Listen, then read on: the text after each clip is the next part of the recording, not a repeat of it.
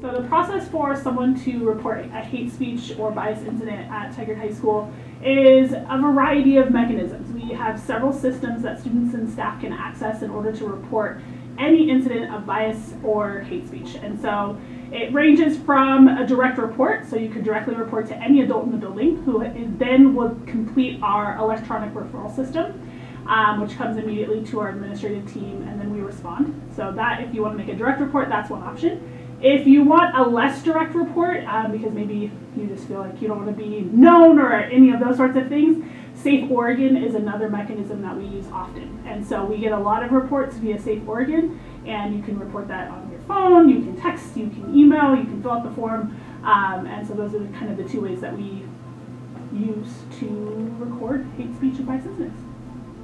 So the process when somebody reports hate speech or bias incident is that it's recorded by the teachers in the classroom or whoever the witness is. They make a report. It comes to us along with the dean, all administrators, and we carefully look at it. We interview the victim or the victims, and we interview also the originator. We have a conversation of what happened, and in many instances, Mr. Kingsley is the one who helps us process that as well. He is our multicultural coordinator. And we have a conversation. My personal goal is for people to have a conversation, a restorative conversation, if they feel comfortable being part of it. A lot of the time is learning. We want them to learn. We want them to know what did they do. Many times it's impact versus intent. I didn't intend to say that, but I did it, and this is the impact of that. And what we want to do is educate the first time. If it happens more than one time, we have a set of consequences. And the main goal is for them to learn and for the victim to feel heard and feel like they are able to return to their classroom or space and be together and be okay with the situation as long as learning took place and accountability was part of it.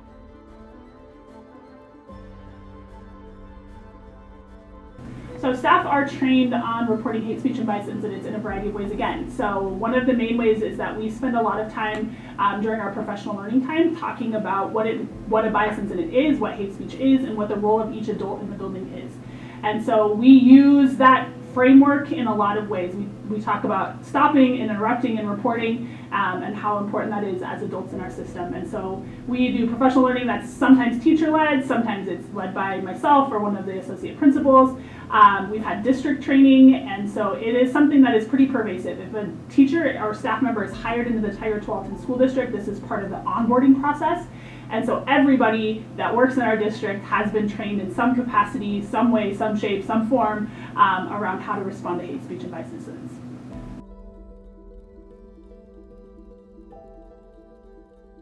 So when it comes to thinking about support systems that are in place for staff and students so that they feel comfortable reporting bias incidents or hate speech incidents, it's really hard to quantify because each person feels comfortable in a different way.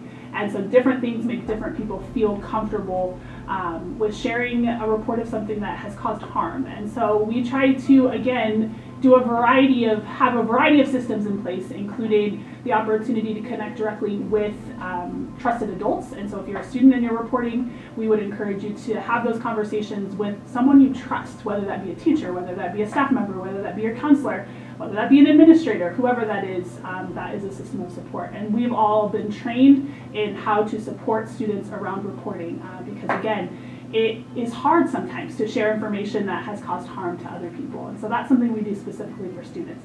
For staff in the building, again, we hope that the training and the constant reminders around what it means to interrupt hate speech helps adults feel more comfortable in doing that. We know, again, that it's hard to do things that are uncomfortable, particularly when you see someone that is being harmed, someone that is upset. And so we hope that that helps support people. We hope that having strong relationships, consistent conversation, those types of things help build out the opportunity for people to feel supported when they're reporting hate speech. I also think it's important to note that we know that the systems are not perfect in terms of how to help people feel safe and comfortable in reporting. Some of the feedback that we've gotten pretty consistently over the last 2 years even that I've been here is that people don't know what happens after somebody reports something. We don't share in a good enough way or communicate in a good enough way back to those who've reported or to victims who've been impacted. And so that's something that as the principal, as a leader, I'm really working on trying to develop better systems of support because I hear that feedback often. And so that's something that we recognize as a gap in our system currently.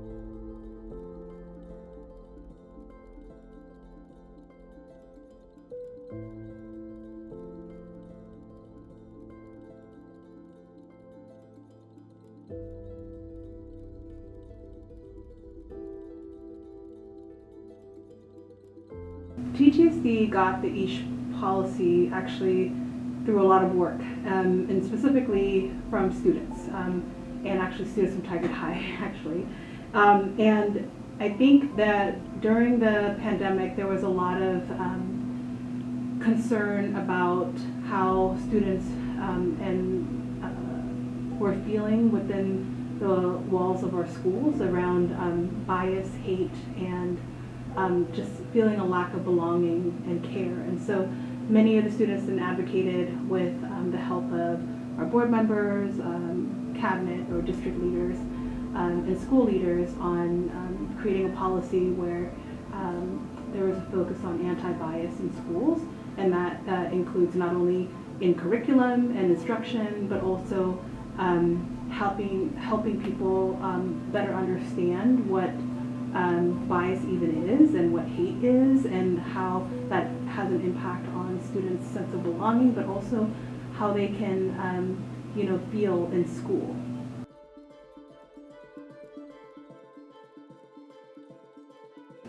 Hate speech data affect how policies are made and revised because we take a look at the incidents and the rate of incidents. And if we see that there's an over-representation of various students, we go back to the policy and figure out, okay, is it something in the policy that we wrote that is making or manifesting this over-representation? And if it is, then we go and revise it and we fix it, and if it's not, then we figure out what it is based on the data and what we're doing. Hey Tigers, as we conclude our series of hate speech, we hope that you have been able to find a better understanding of hate speech through different perspectives, including your peers, teachers, and admin. We want to give a quick nod to the butterfly effect, how small things can have a big impact, and how it can not only affect yourself, but the other people around you. Words can hurt more than your actions, so choose them wisely. Thank you, Tigers, and have a great summer.